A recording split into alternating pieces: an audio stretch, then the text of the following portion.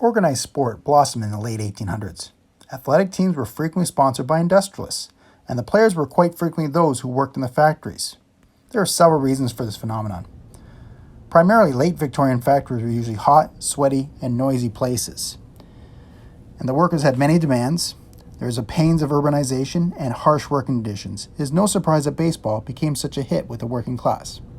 Baseball had rules and regulations, but the one thing it doesn't monitor is time. Games can be quick or they can be slow. One didn't even know how many innings would be in a major league game when one went to the park. If the score was tied, you could just play another inning. Very few sports provide this flexibility, and baseball was able to capture the imagination of the workers for this very reason. That brings us to this artifact in the museum collection. It's a very nice early uniform, and it's from approximately 1914. The uniform itself was comprised of wool and has the initial CSW Co. on the front. This stands for Canadian Shredded Wheat Company. We believe that the team was sponsored by the company. However, not all the players worked at the factory. We have no records of those who played on the team, and there are no reports in the newspapers of the day. The donor of this uniform stated that this uniform belonged to Leon Misner, son of Chester, who was a carriage maker, and Amanda Colbath Misner. The family lived in the Drummondville part of town. In 1916, Leon was living at 160 Main Street with his parents.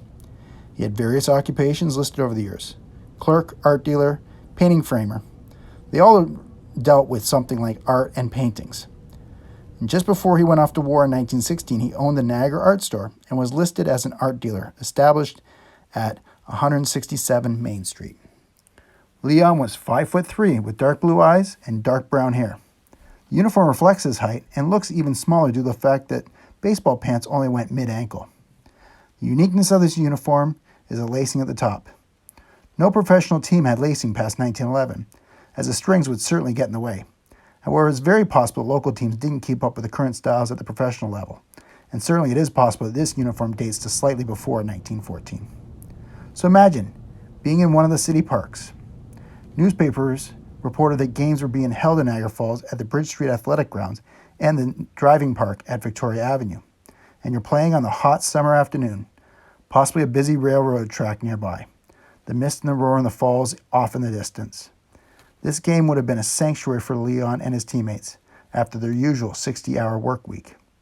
It was a way to unwind and enjoy life.